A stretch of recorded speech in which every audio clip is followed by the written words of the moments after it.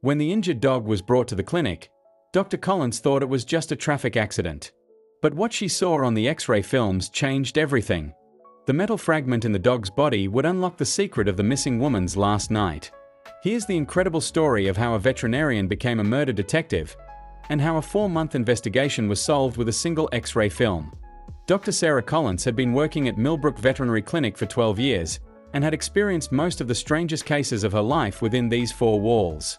But when her door was knocked at around 9:30 that Tuesday evening, she didn't know she was on the threshold of the biggest mystery of her life. A young man stood at the door, holding a large, brown dog in his arms.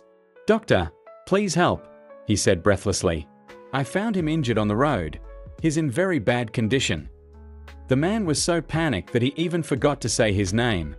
Dr. Collins immediately sprang into action, taking the dog to the examination table. At first glance, the dog had a deep wound on its hind leg.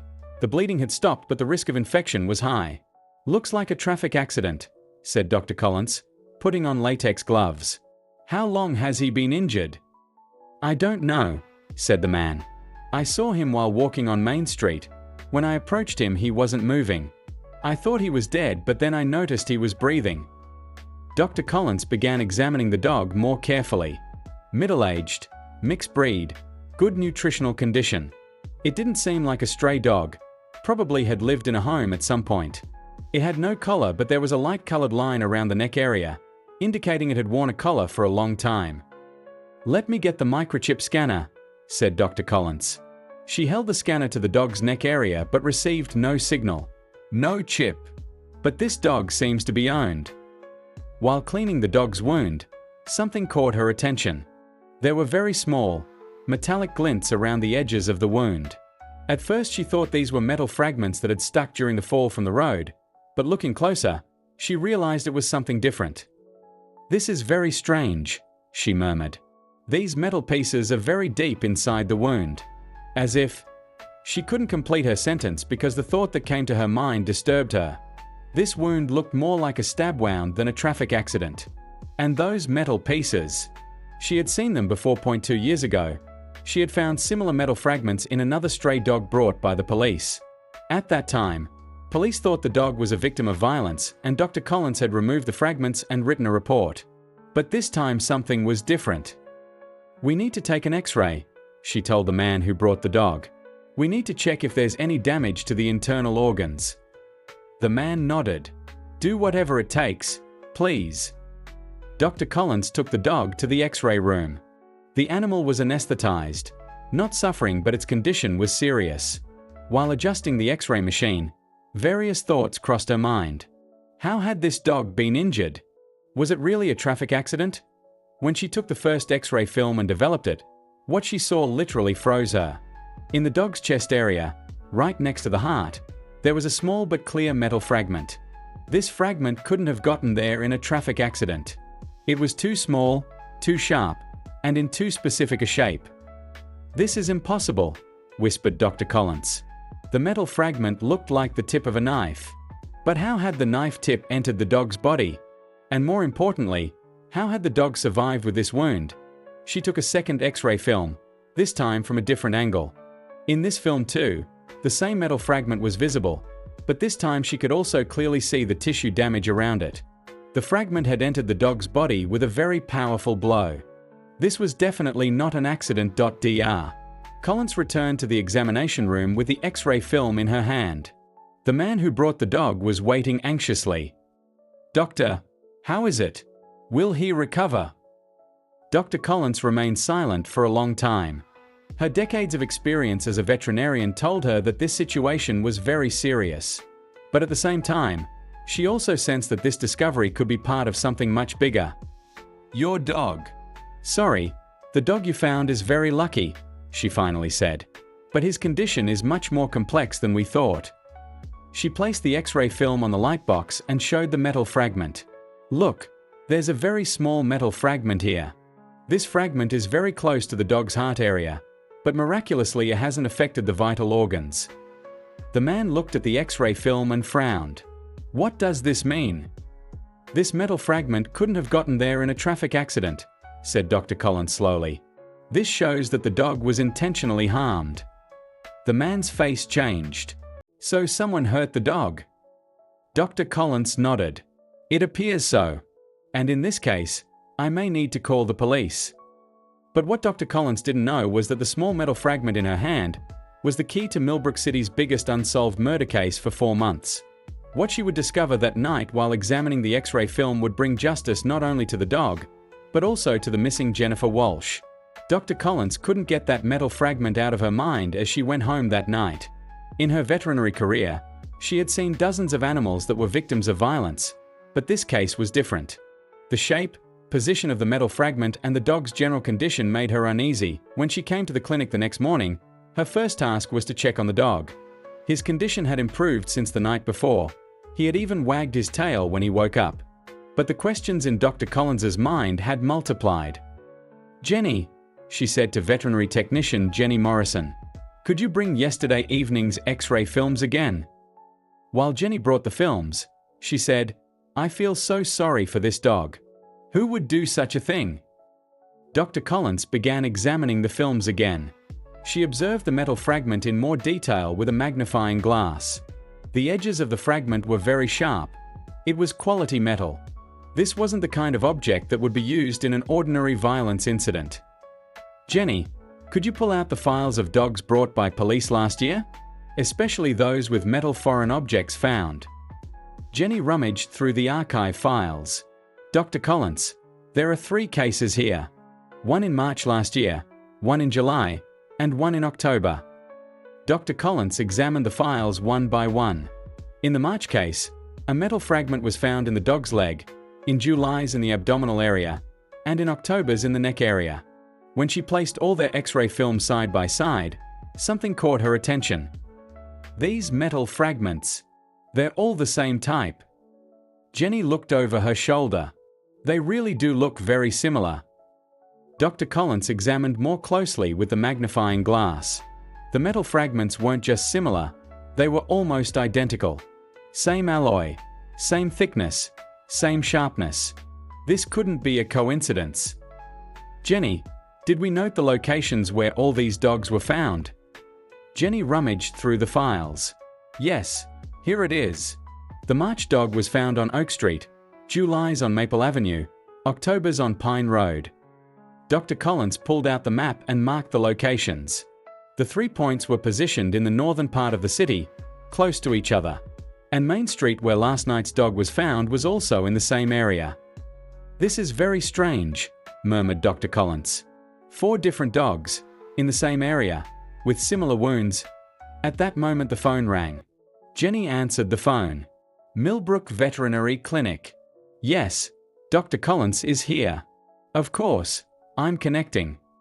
"Dr. Collins, Detective Martinez is on the phone. From the police." Dr. Collins picked up the phone with her heart racing. "Hello, Dr. Collins." "Dr. Collins, this is Detective Marco Martinez from Millbrook Police Department. I was calling about the dog brought in last night." "Yes, I'm listening. Could we examine that dog's X-ray films? It might be connected to an investigation we are conducting." Dr. Collins's heart raced even faster. "Of course, certainly. But which investigation is this related to?"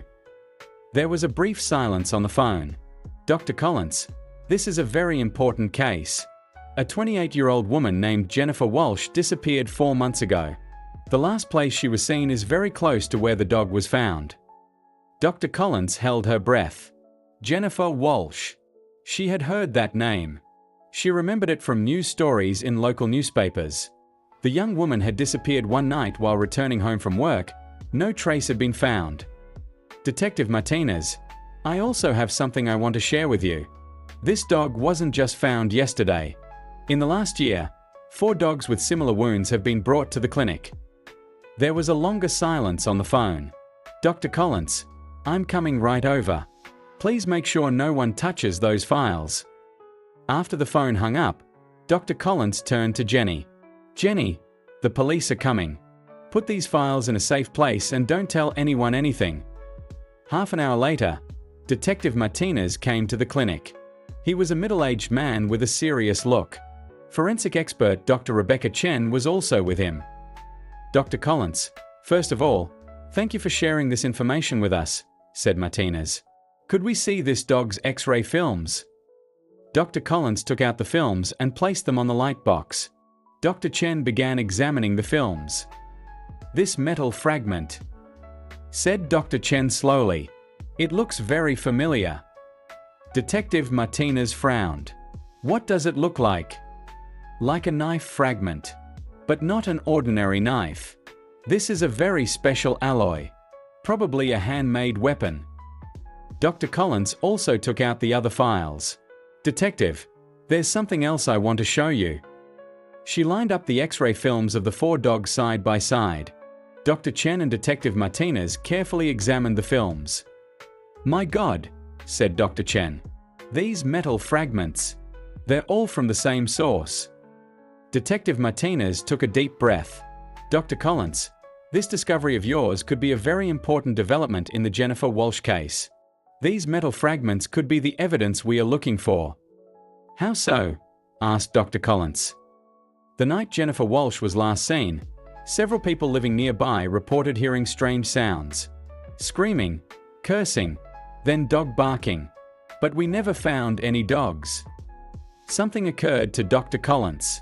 Detective, all these dogs were found in the same area. As if someone is targeting the dogs in that area, completed Martinez. Or the dogs witnessed something and are being silenced. Dr. Chen continued examining the metal fragment under the microscope. This fragment can give us very important information. If we do detailed analysis in the laboratory, we can even learn where this knife came from, who made it. Detective Martinez took out his cell phone. Connect me to headquarters. Yes, Martinez. I want urgent laboratory analysis for the Jennifer Walsh case. Yes, there's an important development. Dr. Collins realized at that moment that while just trying to save a dog, she would play a key role in solving the mysterious missing case that had been unsolved for 4 months. And this was just the beginning. Dr. Chen's laboratory results came 2 days later, and Detective Martinez immediately called Dr. Collins's clinic requesting an urgent meeting. That morning there was an extraordinary atmosphere at the clinic. Police cars, experts from federal agencies and unexpectedly, the FBI. Dr. Collins, said Detective Martinez sitting in the clinic's meeting room. Dr. Chen's analysis results show that this is part of something much bigger than we estimated. FBI agent Sarah Murphy opened the file. These metal fragments come from a specially manufactured knife set. We traced these knives and reached a very interesting connection. Dr. Collins listened curiously. What kind of connection? These knives have been sold in only 3 places in the last 2 years. Chicago, Detroit, and here, in Millbrook. And in Millbrook, only 1 person bought from this set. Detective Martinez continued. Marcus Webb, 34 years old, lives on Pine Street. Mechanical engineer, lives alone, and most importantly, his neighbors didn't see him at home the night Jennifer Walsh disappeared. But there's a stranger situation here, said Agent Murphy. Around Webb's house, a total of 7 dogs have gone missing in the last year. The neighbors didn't connect this to Webb because he was known as someone who loved and fed dogs. Dr. Collins frowned. 7 dogs? But I only saw files for 4 dogs. Because the other 3 were never found, said Martinez. But now we understand that Webb probably affected these dogs somehow, and they're trying to reveal what they witnessed. Dr. Chen opened her laptop and showed the detailed analysis report. The DNA analysis of these metal fragments gave very interesting results. Besides the dog's blood, we also detected human blood. And this blood shows 98% compatibility with Jennifer Walsh's DNA. Everyone in the room fell silent. Dr. Collins's heart was beating fast. So the dogs, began Dr. Collins, are witnesses to the night Jennifer Walsh was murdered, said Agent Murphy. And the killer is trying to silence them. Detective Martinez stood up. We've already put Webb's house under surveillance. But we haven't been able to catch him yet because he's not at home. No one has seen him for the last 3 days. Do you think he's escaped? Asked Dr. Collins. Possible. Or Agent Murphy paused. Or he's preparing to commit another crime. Dr. Chen opened another page of the analysis report. Dr. Collins, I have a question. How is the condition of the dog brought in last night? Much better. Actually, we were planning to discharge him today. Well, were you able to identify the person who brought the dog? Dr. Collins thought. No. He was so panicked that I didn't even get his name. But there's probably a record on the security cameras. Agent Murphy immediately took out her phone. Technical team, provide access to Millbrook Veterinary Clinic security cameras. Around Tuesday evening 21:30. Half an hour later, the technical team brought the security camera footage. There were clear images of the man who brought the dog. Agent Murphy was surprised when she looked at the footage. This is David Chen, Webb's former co-worker. They worked at the same company 2 years ago. Detective Martinez frowned. Why did Chen bring the dog to the clinic? And what's his connection to Webb? Maybe Chen knows what Webb did and is feeling guilty, said Dr. Collins. Or maybe Webb is threatening him. Agent Murphy made a phone call. Find Chen and bring him in for questioning immediately. Yes, urgent. 2 hours later, David Chen was brought to the police station. What he told during interrogation shocked everyone. Marcus had started acting strange, said Chen in a trembling voice. In the last few months, strange sounds were coming from his house at night. Dog barking, then silence. Detective Martinez was taking notes. Continue. When I was coming home Tuesday evening, I found the dog injured. I immediately realized it was close to Marcus's house. And when I looked at the dog's wound. Chen stopped. What did you see? This wasn't an accident. Someone had intentionally injured the dog. And I remembered that knife set I saw in Marcus's garage. Agent Murphy leaned forward. What exactly did you see in Webb's garage? Blood stains. The floor had been tried to be cleaned, but the edges remained. And that knife set. Several were missing. Why are you talking now? Why didn't you go to the police before? Chen bowed his head. I was scared. Marcus had threatened me. He said, forget what you saw, or you'll suffer the same fate as those dogs. Detective Martinez and Agent Murphy made eye contact. Now they had concrete evidence. Chen, do you know where Webb is right now? Asked Martinez. No, but last week he was talking about his grandfather's old cabin. Somewhere at the edge of the forest, a place no one knew about. Agent Murphy immediately took action. Issue a search warrant for old cabins at the edge of the forest. All units in the area search for Webb. As Dr. Collins returned to the clinic that day, she thought about how, while just trying to treat an injured dog, she had contributed to solving such a big crime case. But the most important question still hadn't been answered. What really happened to Jennifer Walsh? The answer would come the next day.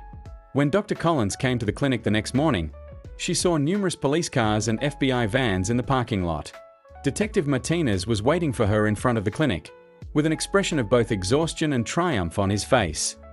Dr. Collins, we found Webb, said Martinez. And Jennifer Walsh's body too. Dr. Collins's heart sank. Where? In the old cabin at the edge of the forest, exactly where Chen said. But the incident was much more complex than we thought. Agent Murphy entered the clinic with a thick file in her hand. Dr. Collins, your discovery didn't just solve one murder. It also shed light on 3 different missing cases that occurred in the area in the last 2 years. 3 different missing cases. Jennifer Walsh, Lisa Turner, who went missing last year, and Rachel Morgan, who disappeared 2 years ago and was never found. We found all their bodies in the secret basement under Webb's cabin. Dr. Collins listened in horror. But what's the connection with the dogs? Detective Martinez explained. After Webb killed these women, he was burying the bodies in the secret basement. But dogs close to the basement kept smelling the bodies and digging around there. Webb was injuring the dogs to keep them away, sometimes killing them. But the dogs continued digging, said Agent Murphy, because there was a strong smell there. No matter how many dogs Webb killed, new ones kept coming. Dr. Chen opened the laboratory report. Here's the real big discovery. We tracked the dogs' paw prints and they led right under Webb's cabin. The dogs were actually trying to show the location of the bodies. So the dogs began Dr. Collins. "Were silent witnesses to Webb's victims," said Martinez. "And every time he tried to silence one, new ones would come and continue searching for the truth." Agent Murphy opened her laptop and showed footage from Webb's interrogation. Webb finally confessed. The night he killed Jennifer Walsh, he says the dogs were constantly barking and circling around the crime scene. The dog he injured that night was the one brought to the clinic yesterday. So why did Webb kill these women? Detective Martinez opened the file. Webb was stalking these women at the company where he worked. They were all clients of the company. Webb learned their addresses, daily routines, and followed them. When they rejected him, he killed them. "And he's been doing this for more than 2 years," said Agent Murphy. "But the dog's behavior was becoming increasingly attention-grabbing. If you hadn't noticed that metal fragment, Webb probably would have managed to escape." Dr. Collins's eyes filled with tears. "So that dog ensured Jennifer Walsh found justice." "Not just Jennifer's," said Martinez. "Lisa's and Rachel's too. You ensured 3 families could know what happened to their loved ones." At that moment, the clinic door opened and David Chen entered. "Dr. Collins, how is that dog?" "Much better. A family wanting to adopt him is coming today." Chen looked relieved. "Doctor, I want to talk to you. I had been feeling guilty since the day Webb threatened me. When I found that dog, I realized I could no longer stay silent." Agent Murphy turned to Chen. "Chen, if you hadn't had the courage, Webb would have escaped. And there probably would have been other victims." "So what happens now?" asked Dr. Collins. Detective Martinez closed the file. "Webb will be charged with first-degree murder in 3 separate cases. The evidence is so strong that life imprisonment is inevitable." "And the dogs?" asked Dr. Collins. "All the injured dogs will be treated and suitable families will be found," said Agent Murphy. "Actually, Jennifer Walsh's family wants to adopt that dog. They want to take care of the hero who ensured Jennifer found justice." Dr. Collins wiped her eyes. "That's a very beautiful gesture." Detective Martinez stood up. "Dr. Collins, thank you very much for the meticulousness and courage you showed throughout this case. As a veterinarian, you not only saved animals but also ensured justice for 3 women." 3 days later, Webb pleaded guilty to all charges in court. The media covered the event with great interest. It appeared in newspapers with headlines like "Veterinarian Finds Murder Evidence in Dog's X-Ray." Dr. Collins visited Jennifer Walsh's family that weekend.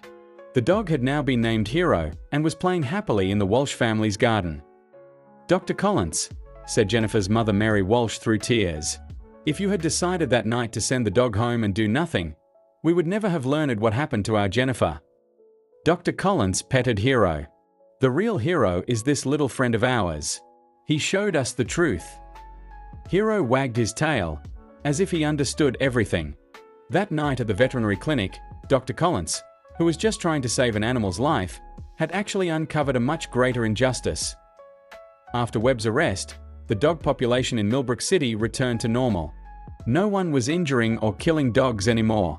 And every day when Dr. Collins came to her clinic, she remembered that veterinary medicine could be much more than just treating animals.